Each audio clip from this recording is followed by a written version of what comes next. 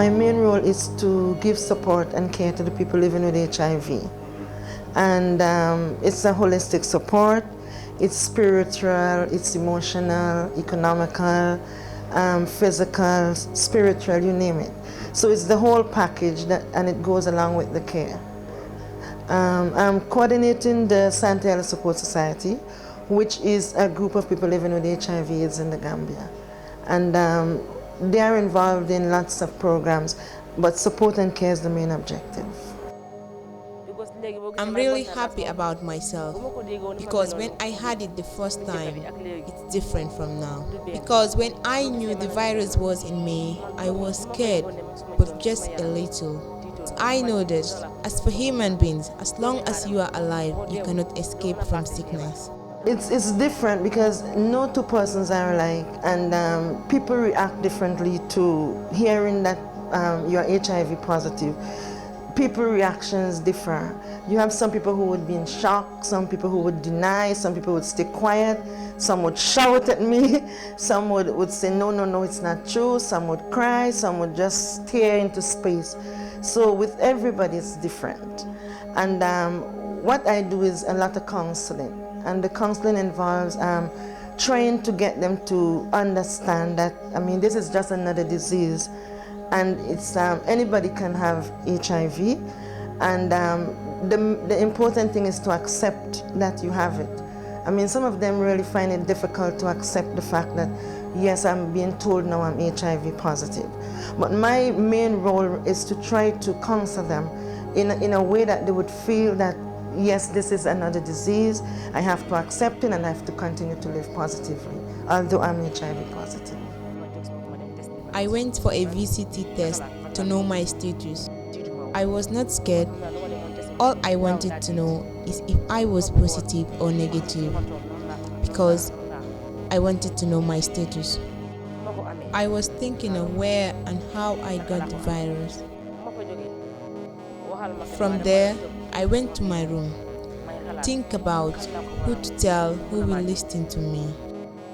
After a while, I told my mother and father.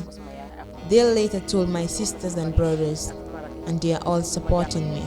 Everybody differs, so it depends on the individual, and I have to be very flexible when dealing with them, because some could really hit out at me. Like, for example, I had one guy who was really so upset and angry. I don't know who he was angry with, but he was just hitting out, and you people don't know what you are doing, and it's not true, and he was really, really angry. So you can meet some who would act that way, and others could be just calm and quiet. But it depends, and then I have to know exactly how to counsel that person to get him or her to understand. There is a strong relationship between mother and a child. When I told them about the virus, they didn't know because they are old.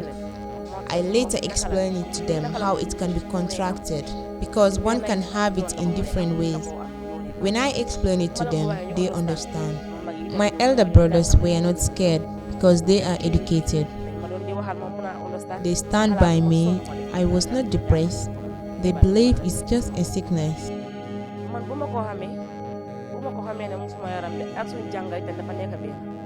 When I knew the virus is in me, I attended workshops and I learned a lot. And I don't mind if fingers are pointed at me or not. I don't have that concept because anywhere I go, I am confident. I don't have any changes in my mind or my body. I have interest in movies and music. I listen to music on HIV and AIDS, and also watch movies about HIV and AIDS. That is one of the problems that we're having here in the Gambia, the openness, the disclosure. And in the counseling, one of the main things that we're supposed to do is to try to get them to open up, to disclose to somebody, whether it's a close friend, whether it's a family member, mother, father, whoever. And most times it's very, very difficult. So what I try to do is to get them to understand again that they have to accept, and also try to get more involved with them in terms of visiting, doing home visits to the compound if they agree. Most times they don't agree. So you would find some people would stay for a long period without disclosing. For the ones who I have helped to disclose, they haven't found it any stigma, any discrimination, any rejection so far. And that is just a few. So for those ones, I know that the family is giving them all the support. Like I can think of 3 people right now who I helped to disclose to the family. I was present when they did it, and they are having the support. One of the things that I say to the patients is that you should try to get help to disclose. Because if you disclose on your own, you never know what the reaction would be. I mean, families and friends, some don't understand even the issues. They don't know. People still think that they can get HIV by, yes. So the people who you are disclosing to should understand. And I think if that happens, then they would be accepted and they would be supported and they wouldn't be discriminated in any way. I know it's not only in the Gambia. HIV and AIDS is worldwide. I watch other movies like Nigerian and American movies, but the majority is based on HIV and AIDS. I listen to other musics like Ndaga, reggae, and Zouk, but HIV and AIDS musics are the ones I'm interested in most. There are a lot of changes in me that I will not think of sitting and transmitting this disease to other people.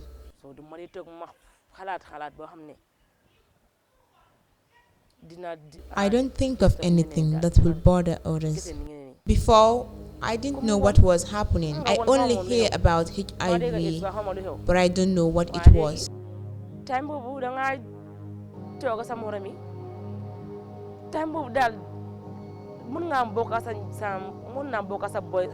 Before, I can share anything with anyone, but after knowing my status, I don't want to bother anyone.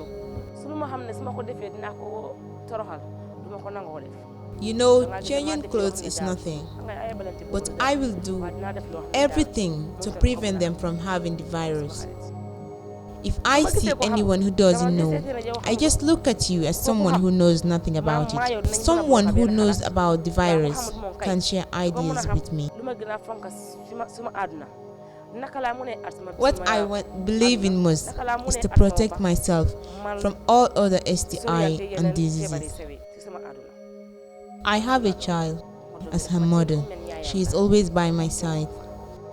I discuss with my child. She is old enough to know. She is going to school and she is 12 years. I discuss with her about HIV and AIDS so that she can know how. What I have to say is that those with the virus should prevent from spreading it to the others. And those without the virus should believe that AIDS is real. If you don't go for the test, you do not know your status. Yes, I think it's better that people disclose to their families and friends. Yeah, it's easier also for them to live comfortably, because if if they don't disclose, they would have that inside them and they would be suffering inwardly and secretly, silently, and then that could even cause more stress and then death can follow. Yeah. The acceptance. I think that part they have a lot of problems with. Accepting that, am I really HIV positive? And going out there to face the world and looking at people and thinking that people are talking about them. So that is a difficult part for them. But again, counseling helps in that area as well. Money is a part of it too. We have to be realistic here and say yes, money, yes, because everybody needs finance. And the majority of people who I deal with are people who are not working, like the HIV positive people, and most of them do not have a job. So of course money. But again, what I think is that if we train the HIV positive people themselves as counselors, to counsel others who are also HIV positive, that can help them. and it can really boost their ego. It would kind of lift their self-esteem to know that they are doing something that is worthwhile and something that they can enjoy as well. Sharing experiences, counseling another person who is also HIV positive, and giving them some incentive. Going back to the money bit of it, because for work well done or a job well done. So I think that can really help. What I have to say is that those who are positive should help the others who don't believe it exists to go for the test and know their status, because VCT is now free, and there may come a time when it will be very expensive. What I think we should do is to walk in hand with people who are ready to listen to us. People are listening to radios, watching TVs, but still some will not believe HIV is real. Is to help each other in poverty. Because if you are poor to a certain stage, that can lead you to do something very serious. The Gambia should help everyone to have a little at least, because poverty can lead you to do something very dangerous. What we should do to eradicate HIV and AIDS in the Gambia, because there are some people living with the virus. They want to come out and show themselves, because seeing and hearing are not the same. Seeing is believing. People should join hands with patients so that they can come out and show themselves. And people who don't believe will know that HIV and AIDS is real. So that we can come together and fight to eradicate HIV and AIDS. They are still talking, and the virus is still increasing in the Gambia. How I see my future is that because I already know my status, and by the grace of God, I will prevent spreading the disease till the day I die. I will not bother anyone, whilst no one bothers me. The advice is for each individual to be responsible for his or her own life, because we cannot depend on others to be responsible for us. So each individual should be responsible and try to take care, be faithful. I mean, if you cannot be faithful, which is in inverted commas, you use a condom or have safer sex or something. But I think the key thing here is responsibility, and it's an individual responsibility. I think if that is the advice I can give, because I mean, we say all these posters, we have so many things on the radio and the television, say no to sex for young people, be faithful for the adults, and have one partner. It doesn't work, because realistically, we have to really come to terms with reality and see where it doesn't really work. If it works, maybe it's like 1%. Yeah, but I think the thing is the individual responsibility. You know, it's kind of satisfying to me to know that I am doing a job, working with people who really need that kind of support and care and everything to go along with it. And being satisfied to know that I have helped someone. For example, in the hospital where I do some care on the wards, I mean, to know that somebody who is really, really sick, because of me giving that care and that support and facilitating different things to contribute to his or her well-being. And I mean, this person could be very, very ill, and then in a couple of weeks, the person is up and about again. I mean, that is the reward I get. Satisfaction and positive satisfaction as well. Even the person is well and the sick and the person died, then knowing that I am there, sitting at the bedside, holding the hand, giving a back rub, talking to the person, making him or her feel that, I mean, I am there. And the person dies, I'm still satisfied with the what I contributed before. So I think satisfaction, self-satisfaction, and satisfaction from seeing them, I mean, they accept what is happening to them, and they go along with the whole process. I think that is very, very rewarding. What is really contributing, in my view, is the irresponsibility behavior, the irresponsible behavior that people have, the negative attitudes, even for the people living with HIV as well. I mean, some of them really, really contribute as well, because if they are not open, if they are not willing to come out and join a support group, get support, I mean, share experiences, open up, of course that behavior is really, really not good, and it's very negative, and it could contribute to the spread. Yes, I have hope for tomorrow. I hope that when we have people who can help us for tomorrow, we can stand together and help the others. Well, this is a sickness that the first name is very bad, but any other sickness can kill someone. Malaria can kill me. I can have a wound in my hand and it kills me. I can also be walking on the streets. I have an accident and I die, but it's not AIDS that kills me. When I lie sick and die, everyone will say I die of HIV and AIDS.